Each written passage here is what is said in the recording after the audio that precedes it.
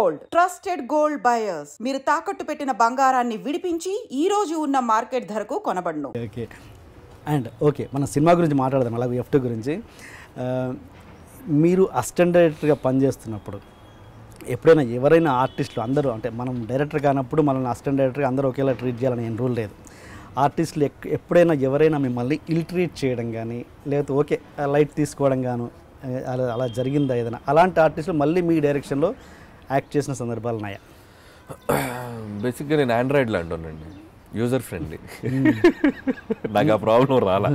ఎందుకంటే నేను ఏదో పంచ్ డైలాగ్లో వేసాను, దాన్ని తీసుకోకండి. ఇంకోటి ఏంటంటే, నేను రైటర్గా కానీ అసిస్టెంట్ డైరెక్టర్గా కానీ నేను ఒక సినిమాకి నేను రైటర్గా పనిచేస్తూనే అసోసియేట్ డైరెక్టర్గా పనిచేసేవాడిని. సో బేసిక్గా నేను రైటర్ కావడంతో నేను అసోసియేట్ డైరెక్టర్గా పనిచేస్తున్నా వాళ్ళు నాతో ఎక్కువ టైం స్పెండ్ చేసేవాళ్ళు. మేబీ డైలాగ్స్ చెప్పడం కానీ, డైలాగ్స్ మార్చడంలో కానీ. సో రైటింగ్ అనేది నాకు ఒక కవచంలాగా ఉపయోగపడింది. సో ఎప్పుడు కూడా నేను ఆర్టిస్టుల దగ్గరికి వెళ్ళేటప్పుడు నా రైటింగ్ డైలాగులు చెప్పడంలో కూడా వాళ్ళకు ఒక చిన్న స్వార్థం ఉండి ఉండొచ్చు మేబీ. సో స్వార్థం లేకపోతే నా మీద ఇష్టం, what ever it is. So ఇది ఆ ఇన్సల్ట్ చేయడం కానీ అలాంటివి నేను ఎప్పుడు ఫేస్ చేయాలి. ఇన్ఫ్యాక్ట్ నాతో ఎక్కువగా క్లోజ్గా ఉండేవాళ్ళు. నేను అలా అసిస్టెంట్ డైరెక్టర్గా ఉండి నాతో చాలా క్లోజ్గా ఉన్న ఆర్టిస్ట్లో మెయిన్ శ్రీనివాస్ రెడ్డి. అందుకే నా సినిమాలో తను ఎప్పుడు ఒక చిన్న స్పెషల్ రోల్స్ చేస్తూ ఉంటాడు. సో అలా చాలామంది ఆర్టిస్టులు కూడా నాతో చాలా ఫ్రెండ్లీగా ఉండేవాళ్ళు. నాతో ట్రావెల్ అయ్యాక ఆర్టిస్టులతో నేను సినిమా ఇండస్ట్రీకి వచ్చాక, నేను డైరెక్టర్ అయ్యాక కూడా వాళ్ళతో నా ట్రావెలింగ్ అలాగే ఉంది. Okay okay. అండ్ సప్తగిరి కూడా మీరు ఇచ్చిందే కదా ఆల్మోస్ట్ బ్రేక్. మరి అలాంటి సప్తగిరి మీ సినిమాలో ఎక్కువ కనబడేందుకు?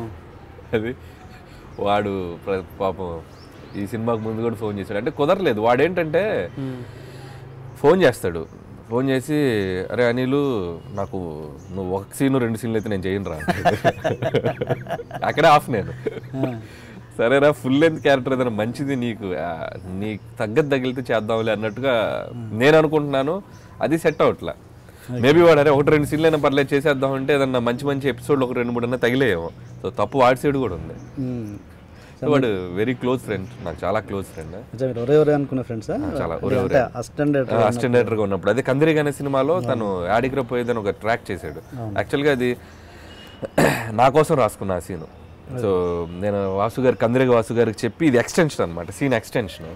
సరే నేను చేస్తానండి సరదాగా అన్నాను.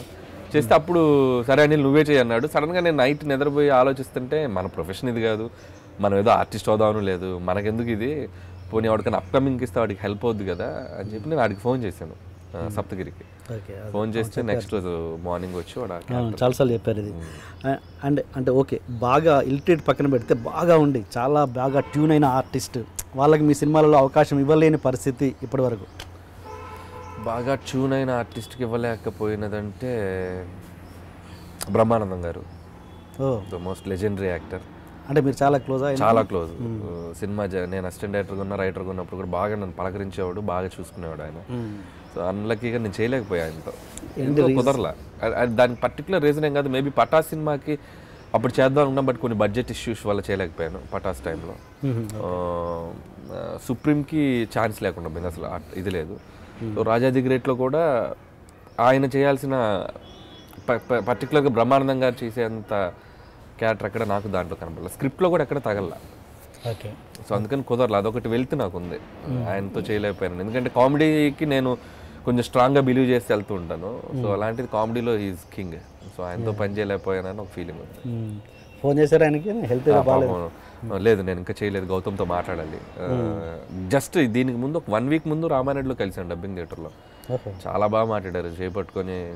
అంటే నేను నెక్స్ట్ చేయాలి సార్ మీతోటి, నేనే చెప్పేశాను నన్ను క్షమించండి, will work together in my next film అని. Okay okay. ఇంతకుముందు పొద్దున విఎన్ ఆదిత్య గారితో మాట్లాడితే ఆయన చెప్పారు మీ సిచ్యువేషన్ ఏంటి, ఒక సీన్